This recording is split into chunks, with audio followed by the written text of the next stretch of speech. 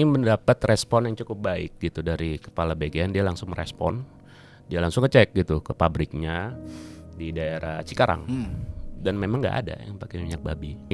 Dia responnya cepat, jadi dia langsung cross check dan temuannya itu ya nggak ada minyak babi. Yang Pak Dadan lakukan kan juga bukan asal membantah, tapi melakukan observasi juga. Ini benar gak apa yang dituduh? Ini melihat respon pemerintah terkait MBG ini cukup cepat gitu, cukup cepat, apalagi menanggapi isu-isu hoaxnya. Kalau saya memberi nilai ya dari program MBG ini ya 8. Selamat datang di podcast Menyala. Dari sini menyala kemana-mana. Nah, jadi gini Ja. Nih kali ini kita ngobrol berdua nih. Biasanya bertiga ya. Iya, biasanya kita bertiga dan kita ngobrolin suatu isu tertentu. Dan kali ini gue pribadi pengen bahas sesuatu yang seputar MBG, makan bergizi gratis. Cuma gue nggak mau bahas soal pelaksanaannya atau isu-isu yang lain, tapi yang perlu lo ketahui ya, MBG ini itu sebagai isu strategis dari pemerintahan sekarang, Presiden Prabowo dan Wapres Gibran, itu ternyata banyak hoaxnya. Nah, gue udah ngumpulin nih beberapa hoax yang terkait MBG, cuma sebenarnya banyak, tapi gue pilih-pilih yang agak-agak menarik dan lucu-lucu sebenarnya. Nggak lucu juga sih, tapi kayak ini buat gue menarik gitu ya. Jadi kita coba bahas satu-satu ya. Dan ya nanti kita lihat di mana anehnya hoaxnya. Karena banyak loh yang ternyata percaya gitu hoax ini. Gitu. Sebelum gue mulai, gue coba calling dulu nih sama kawan kita di balik layar. Wap, ayo Berangkat. Nah, ini hoax seputar MBG. Ayo Wap. Nah nih, gue minta pendapat lo dulu nih Ja. Jadi ada postingan di TikTok nih, ada postingan di TikTok bilangnya foto Menteri Bahlil ketemu ahli gizi dari India. Lo lihat dulu deh postingan, menurut lo gimana tuh?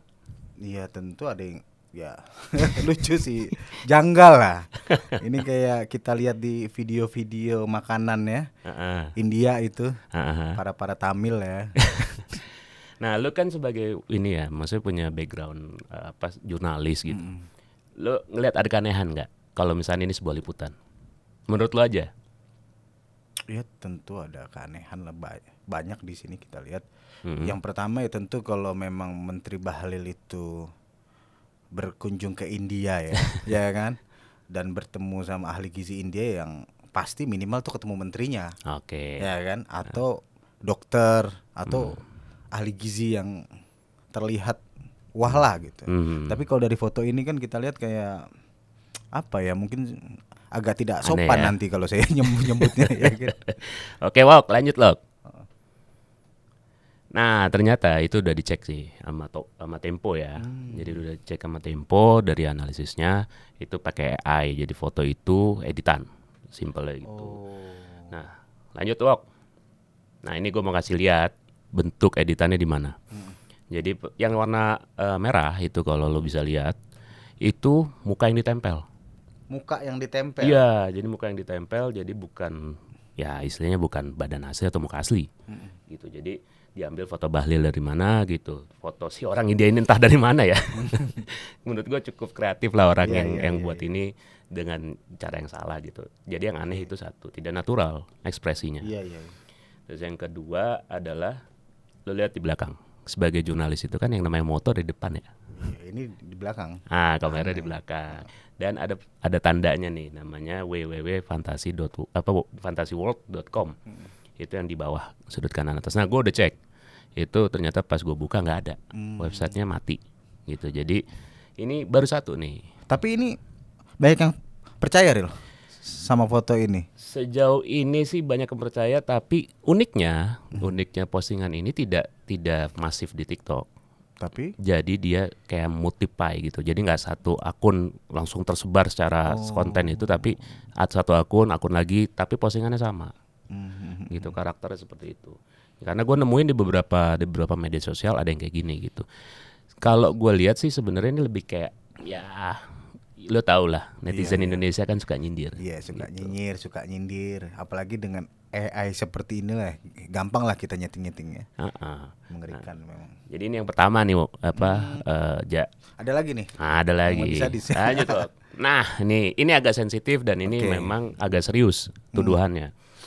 Jadi di Instagram kalau lo bisa baca gitu, disebutnya bahwa ada postingan BGN mengakui futre atau ompreng, gitu, ompreng MBG mengandung lemak babi. Jadi ompreng tuh tempat makan, Iya, tempat itu ya. tempat makan yang di MBG yang biasanya itu kalau di kantin-kantin ya warna besi segala macam itu. Nah, lanjut, Wok. BGN. Nah, ini mendapat respon yang cukup baik gitu dari kepala BGN. Dia langsung merespon, dia langsung ngecek gitu ke pabriknya di daerah Cikarang, dan memang nggak ada yang pakai minyak babi, gitu. Dan isu ini disinyalir gitu ya. Ketika gue baca-baca, memang ditujukan untuk mendiskreditkan bahwa MBG ini pakai barang-barang haram gitu loh. Karena kan kita tahu ya, gitu di Indonesia kalau ada isu yang seperti itu gitu kan. Itu sangat-sangat sensitif ya kalau Sensitif. udah nyebut binatang itu kan. Jadi Dan ini gue jujur ya, gue agak apresiasi di sini kepala BGN gitu, Pak Dadan Hindayana ini, dia responnya cepat.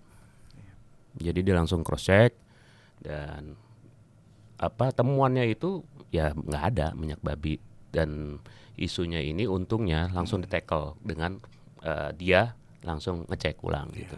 Nah, gue mau bahas soal ini sedikit jadi menurut lo nih ya, ketika ada isu gitu hoax menyerang sesuatu, itu apa yang dilakukan oleh kepala BGN ini Pak Dadan itu sudah tepat belum menurut lo? kalau menurut gue ya tentu sangat tepat ya. Dan yang Pak Dadan lakukan kan juga bukan asal membantah, tapi melakukan observasi juga. Ini benar gak apa yang dituduhkan itu? Ya kecuali kalau dia asal membantah, mengatakan ini tidak benar tapi tidak melakukan apa-apa. Tapi kan tuh yang saya tahu beliau turun ke lapangan, memanggil tuh para ahli. Ini benar gak terjadi tuh? Ada tuh minyak babi itu kan, yang di piring-piring itu. Dan bagi saya itu sikap yang cukup profesional lah. Ya. Profesional. Karena memang isu yang seperti ini kalau kita bicara hoax memang harus segera segera ditangani. Ya, karena seperti yang lo tahu ya, kita tahu semua ya, bahwa hoax itu lebih cepat dari cahaya. Oke, Wok, lanjut, Wok. Nah, ini sebenarnya video, cuma sayangnya gue nggak berhasil dapat video secara detailnya. Ini perhatiin. Nah, ini kasus MBG. lo baca dulu. Jadi kasus MBG karena Presiden Prabowo berpidato di PBB, disetting untuk jatuhkan Presiden Prabowo. Jadi sebenarnya, nah ini yang gue mau ngasih tahu. Jadi terkadang gitu kita menemukan ada hoax dalam tanda kutip positif, seolah-olah dia mendukung program pemerintah, tapi di sisi lainnya itu malah justru menjadi backfire gitu, atau bumerang gitu. Karena masa iya sih, logikanya deh kita lihat, kita kaji secara logika sederhana. Menurut lo nih, apa kaitannya gitu loh? Jadi kasus MBG dengan Presiden Prabowo berpidato di PBB, gua sih ya, ini dari gua kaitannya agak jauh. Kalau dari lo gimana? Kalau ya tentu ya sangat jauh. Ini mungkin kita bisa dekati pakai teori konspirasi, ya kan? Hal-hal dajjal apa, ya nyambung. Bumi datar ya? Iya, Bumi nyambung datar. itu kena. Cuman kalau secara logika ya apa untungnya juga, dan nggak ada koneksi sama sekali. Nah, ini dikaitkan dengan penyebab beberapa kasus lah yang terjadi di MBG itu, salah satunya soal keracunan itu. Nah, oke, lanjut, Wok. Nah, tapi yang gue temuin, jadi penyebab isu MBG ini soal keracunan dan segala macam itu ada beberapa faktornya. Nah, ini dari jaringan pemantau pendidikan nih. Jadi memang ada sekian korban gitu, dan PPI ya itu cuma yang di highlight itu bukan masalah untuk menjatuhkan Presiden Prabowo gitu, yang dia mau tampil di PBB, tapi memang ada beberapa SPPG itu tidak menjalankan sesuai SOP dari BGN gitu. Dan ini sebenarnya sudah, kalau nggak salah setahu gue udah dapat teguran gitu dari BGN SPPG ini. Dan yang selanjutnya, Wok. Nah, ini kalau yang dari keterangan resmi pemerintah ternyata nggak cuma soal SOP ya. Tapi Jadi Menteri Kesehatan Budi Gunadi itu menemukan, jadi ada beberapa kasus bakteri gitu loh. Keracunan itu karena bakteri, bukan dari makanannya. Jadi ada bakteri Escherichia coli. Jadi bakteri ini yang menyebabkan makanan itu jadi sedikit beracun gitu. Dan memang gue di sini melihat respon pemerintah terkait MBG ini cukup cepat gitu. Cukup cepat, apalagi menanggapi isu-isu hoaxnya.